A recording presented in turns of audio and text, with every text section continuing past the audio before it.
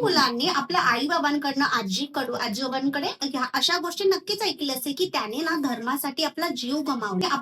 पण instead of that कधी हे ऐकलंय का, तो धर्माप्रमाणे जगला.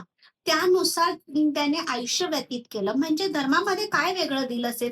मग ते बायबल असू दे किंवा आपलं हिंदूंचं भगवद्गीता असू दे किंवा कुठल्याही धर्माच्या बुक्समध्ये काय दिलं आहे? सत्यवादी राहा, प्रामाणिक राहा, कर्म निस्वार्थ भावाने करा, चांगल्या हेतूने करा. गोष्टी कर्म करो, फल की चिंता मत करो.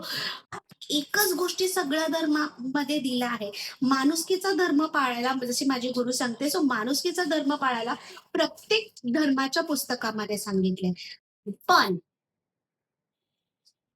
ते वाचवण्यासाठी लोक जीव गमावताना ते फॉलो करायला विसरतात.